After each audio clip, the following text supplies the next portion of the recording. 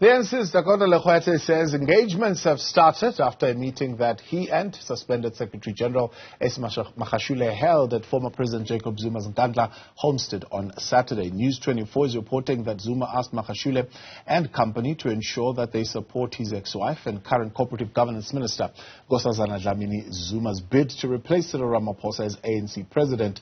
Legoete has confirmed the meeting to Newzroom Afrika, but denies that Zuma gave such a directive. Instead, he says they discussed the names of several potential candidates to run against Ramaphosa at the party's elective conference, but he refused to divulge those names. Magashule, who was suspended in April last year due to corruption charges against him, is believed to be leading the campaign to oust Ramaphosa. For more on this, we're joined now by ANC NEC member Dakota Legoete. Good evening, Dakota, and thank you very much for your time and joining us tonight up here on In Focus.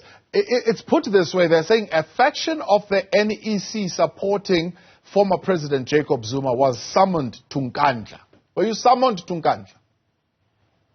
No, it's not true that we were summoned to Nkandla. The point you need to understand is that the process towards the 55th National Conference of the ANC has started.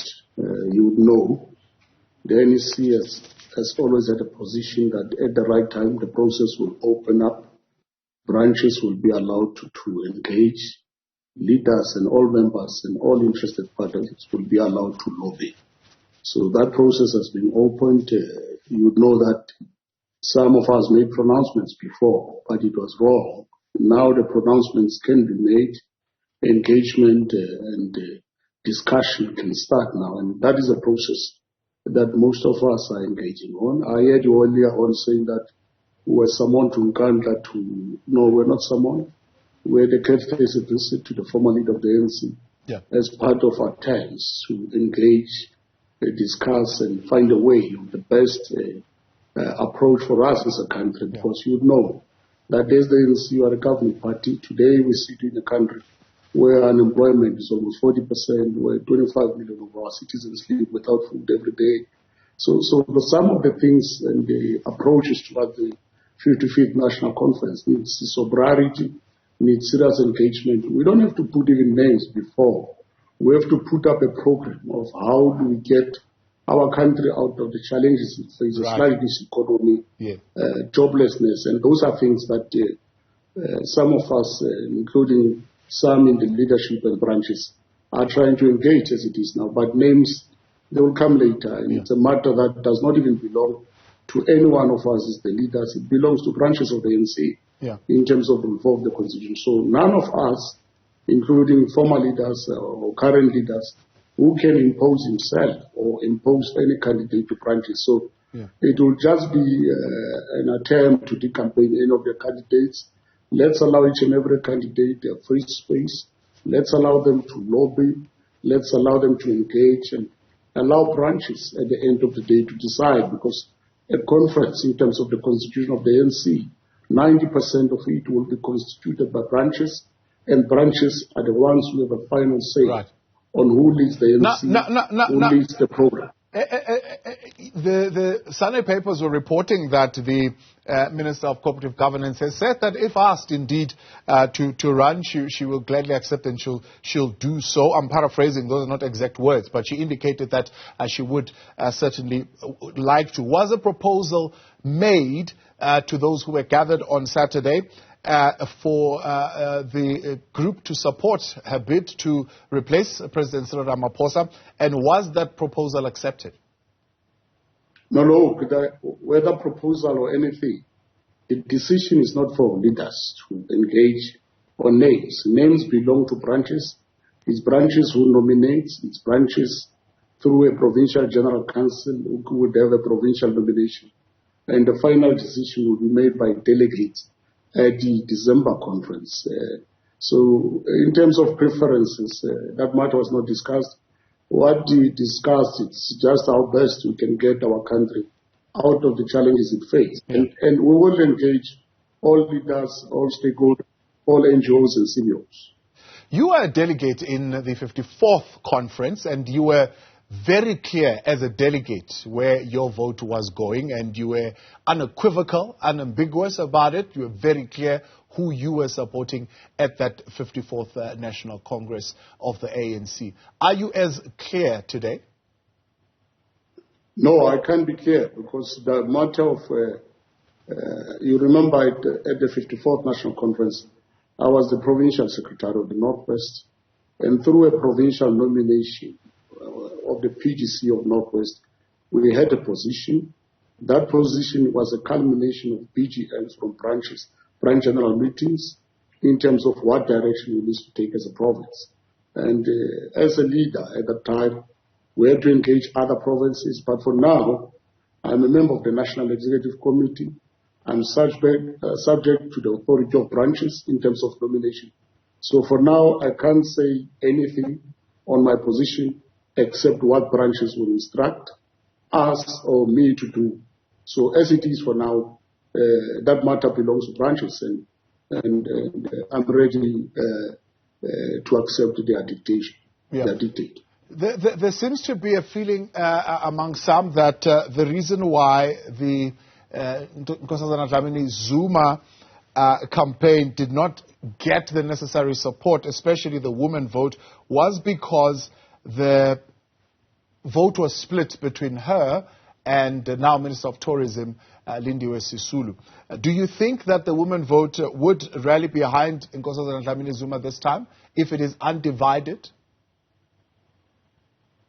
Thank you. I'm not a spokesperson of Comrade Nkosazana Dlamini-Zuma, but what I can tell you is that we allow the process to be run by branches. We allow branches to decide on who best, or who's the best descendant amongst us as activists and cadres of the ANC. Allow branches in terms of rule for their final authority on who must lead the ANC. As it is now, I would not want to say preferences, but safe to say that once branches have pronounced themselves through Provincial General Council that will be dealing with nomination in line with the Constitution of the ANC. At that stage, the authority now, in terms of nominations and the electoral process, is run by the Electoral Committee that is led by Comrade Kgalema Motlanthe. And that Electoral Committee is the one that is taking over between now and the finalization of the process in the 20th of December. So, as it is for now, I'm subject also to the authority of the Electoral Committee. I'm subject to the authority of branches of the ANC. And none of us can claim any authority or can impose any leader. That authority lies with branches of the ANC, and that's where the decision will be made and taken through delegates, which are going to be products of branch general meetings, which are starting over the weekend. What was your meeting on Saturday that you went to, mandated by branches? Did you go there in your own personal capacity, or did branches send you there? Look, this was a courtesy visit to a former leader of the ANC. We'll do the same courtesy visit myself to other former leaders of the ANC, to other leaders in society, even leaders of faith, just to source on how best we can resolve the challenges of the country, because we don't have to talk on names or preferences. We have to talk on a country that has 25 million people who sleep without food, more than 40%, which is almost 14 million of its young people and women who are unemployed. We have a challenge of infrastructure. We have challenges of water. We have challenges of a sluggish economy.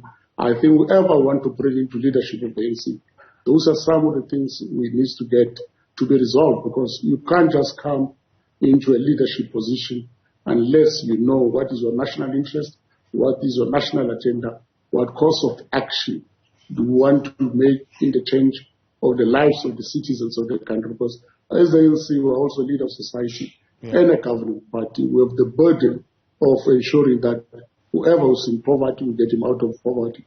Whoever does not have a job, we help him to get a job. Whatever kids need education or health services, we help that kids. And those are things South Africans are interested in.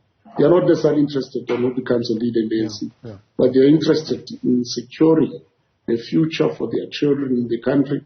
They want certainty, they want stability, They want public safety, because now we've seen recently Zamazamas and the level of crimes. Those are things we need to respond and reply to, more than choosing names. And I think even the issue of the sluggish economy that does not grow, we need to talk to such things more than names, because that's what South Africans are interested in. And as a governing party and a leader of society, we have that particular burden of responsibility to ensure that South Africans live in a country where they can be safe, where they don't have to be paranoid, whether their children will have a future, where they don't have to worry about whether they can wake up safely in their country. Those are things we need to work on. I mean, you went there, as you put it, to get the wisdom of a former leader, which you're saying you're going to do with other former leaders, the clergy, and so on and so forth. Did you glean any wisdom from former President Jacob Zuma as to why the economy is sluggish, why there is a high cost of living, why fuel prices are going up, why we are failing to create employment? What was the wisdom that you got from former President Zuma? Look, other matters are not for public consumption, but issues that I'm raising with you, including the challenges we face as a nation, it's what preoccupied our discussion and our engagement, because the issue of names, I don't think, belongs to us as the leadership. It belongs to branches in terms of nomination, and that's where the authority lies in terms of who must lead the ANC. But we need to develop a program of whoever would lead the ANC, which is a governing party, to help us. How do we turn around the challenges we are facing today as a country, as an economy, including the price hikes of fuel, the GDP that has increased to over 7%, and the challenges that we face as a nation. And I think those are matters that even whoever wants to be in leadership or whoever wants to be the ANC, they should start to engage, because South Africans are not willing and accepting the point that they must forever be unemployed, they must forever suffer the indignity of living with hunger. Because even our president, President Oliver Tambo, he said the people's patience is not a permanent thing. We must know, for as long as we cannot feed our people, we will lose our legitimacy as the governing party, as a leader of society. And that is what we must engage, more than the possible names of people we want in the leadership. So I think it's a matter that I think you've said that maybe close to 10 times in this conversation that we are having, where you're saying that the conversation was around engaging on whoever comes to lead would need to turn these things around. Are you saying that because you believe the current leadership within the ANC has failed to turn those things around? Look, we need to look at the matter more broader, because the challenge of a sluggish economy, of fuel hikes, is not necessarily a challenge of our own country alone. It's a challenge of the globe and the challenge of the geopolitics of the world, even with the recent war in Ukraine and Russia, and how it affected other countries. The challenge of COVID is what we need to look at. Now, whoever comes into the leadership of the ANC needs to help us how to resolve those things, because almost 2 million South Africans lost their jobs as a result of COVID, when we even before had a crisis of almost 12 million South Africans who are unemployed. We currently have more than 70 million people on our social security net through SASSA and grants, but according to stats say more than 25 million of our citizens sleep without food today, and that breeds other challenges. Even the issue of migration and immigration is one of the manifestations of more than 25 million people who sleep without food. Some of them would ask, why, if we can't have charity from home, why should it be given to somebody else? And those are things we need to answer when we say we want to be the best descendants of our land, we want to leadership positions. It must not be about a freebie. It must be about commitment. It must be about patriotism. It must be about how best we can help South Africa to get out of the But one would say, that's really strange, Dakota, because you are in the ANC, as you put it. And this is the ANC that is governing this is the ANC that is bringing those things that you're talking about, the lockdowns of 2020, the 2 million jobs that were lost. It's the ANC that is governing. Why all of a sudden you're saying, let's go to Nkandla and meet there, and maybe we'll discuss these things a little bit better, then come up with better solutions? You can't discuss them within the NEC and come up with solutions while you are there, because you are part of that NEC. Indeed, I'm part of that NEC. I own up to that particular responsibility. I've accepted to be nominated and elected in the last conference of the ANC. So far, the ANC has developed a program, an economic recovery plan, to help us get out of the challenges we have.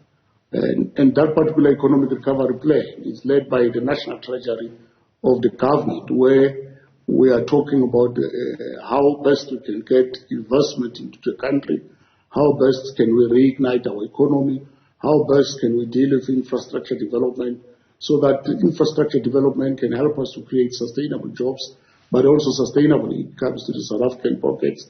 And those are some of the things we're working on. But the reason I'm raising the point that I raised is because we need to accelerate. We don't need leaders who will come and say we are changing, this thing belongs to the past. We need leaders who will come and ensure that they press the pedal deeper so that we can accelerate to get South Africans out of the troubles we face. Because to be honest, this creates uncertainty, and any uncertainty can lead to instability. And it's just a matter of when do we get a trigger. And we can't wait for that period of getting a trigger or anything that can light up our country. We need the best descendants of our land into leadership responsibility so that we get South Africa out of the quagmire we face. So far, we are trying, but we need to accelerate because the patience of our people is not endless. That's what our former president and late President Oliver Tambo told us. Best descendants of our people to get into the leadership of the ANC. I'll just take that part of it and ask you the question, best descendants of our nation, would that be young people? Would that be old people with experience who need to take up this leadership? What is the view? What is the conversation of those who are gathered on Saturday? The best descendants, even best descendants of our revolution. It means those who are committed to ensure that we change the lives of our people. We change the life of the poor, the rural, the women, the youth, who are unemployed today. We change the economy of our country to get into a growth trajectory because so far it's sluggish. To change the future of our children so that we have a proper education system with a proper curriculum which can ensure that the skills we produce can be absorbed by the economy. We have to think even beyond what we have as a party.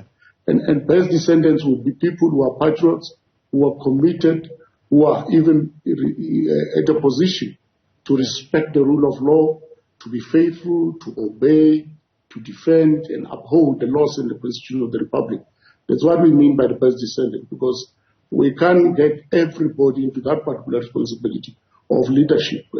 And we must appreciate one thing. Leadership is not a free meal. It's a responsibility to serve your people. And again, I'm saying that because you've got leadership right now. Are you saying they are not the best descendants? I mean, we know that there are challenges that the current president of the ANC is facing with the law. Do you think he's the best descendant to uphold the laws of the country and to ensure that he upholds the Constitution and is on the right side of the law? Look, as it is now, he's taking an oath of office. He's doing the functions, executive functions as the president of the Republic. And so far, the matter between him and the law, it has not yet reached a level of a conflict where he's formally charged. So as it is for now, he's fit and proper to run that particular office unless it's decided otherwise by the authorities who are responsible for law enforcement or authorities who are responsible to administer law and justice through the judiciary. So as it is for now, none of those particular entities and authorities established in terms of the Constitution of the Republic has found any wrong with him. is fit and proper, and I think for now he can assist us and propel the growth and development of our nation. I'm going to press you on that question again because you mentioned the word acceleration. I want you to tell me if you think acceleration is going to come from the old crocs who've been at this for 28 years now, or maybe more, or maybe less, in the leadership of this country? Or is the acceleration that you're talking about going to come from a younger breed or blood of leadership? Look, acceleration needs a combination of all generations, because other generations have over a period of time gained experience. Other generations has over a period of time developed skills. Other generations, they are still in a learning curve, they are still young. So you need a combination of all to get the best of what you need. And that's why even in other nations, I'll make an example of Dr. Fauci in America. He was the head of the epidemiology for almost 50 years as a public servant. But now he had to phase out, and he had to face more than many, I don't know how many challenges from polio up to COVID now. But that shows that when you change cards, you have to change them with the necessary sensitivity of appreciating experience, of appreciating the fact that experience is a learned process. And as a result of that particular experience, from time to time, it needs to be reignited with energy. And energy would mean facing in some of the young people, but not abruptly, through a process which allows everybody in all generations to give each other a chance to learn, to give each other a chance to teach. And that's what we need to appreciate as a nation, and accept the fact that some of people we refer to as old guards, they've got the necessary experience. If they are not in public service, we can get them in institutions of learning, either in our schools, in our universities, to assist us in terms of research and science, and find the best ways of how best we can help our country, because research and development and research and science, it has become something that all of us need to appreciate. And the fact that the combination of generations is what we need to bring solution to our country, because some of us may not have known how best did we manage to host the World Cup and everything. Some of the leaders who were there at that time, or public servants, they are still there. We need to get to know, to integrate the new generation of public servants to understand how did we succeed to host the World Cup rugby, all the soccer World Cup, and other World Cups and other major events which attracted global attention, and everybody came to our country and to assure us left safe. We've been able to build road infrastructure, houses for people, including social housing. How best we can teach young people in terms of how to construct, how to deal with building and other related issues. We have almost 3,700 of the kilometers of the sea in South Africa, but we don't have marine biology or marine science or marine engineering in some of our schools in those coastal provinces. We need to bring a curriculum that can bring in marine engineering and science to those particular parts of the country, so that people in Durban or Uga or people in Cape Town or Langsbay or whatever they know how best to know the tide of the ocean, to use the ocean as an industry or a factory, and that can create jobs and help us to alleviate the challenges and the poverty we face. And those are some of the things we need to work on as a nation. And when we talk about the birth descendants and the acceleration, we mean people who can bring in fresh air, fresh blood, fresh energy to the whole thing. But that needs to be imbued from what we have currently and what is new, all of them and all efforts being combined for the best interest of our country, because we need to reach a stage where all of us appreciate the fact that South Africa as a nation is our first call of duty and responsibility, and we are having the responsibility to ensure that we build the future right. of South Africans, including the young people who are there with clear certainty, with clear precision and predictability. But as it is now with our challenges, it creates uncertainty, and uncertainty is not properly clarified by those who are in authority can lead to instability. NEC member of the African National Congress, Dakota, appreciate your time. Thanks so much for coming on tonight and for the clarity that you've brought on around that meeting that took place there this past weekend.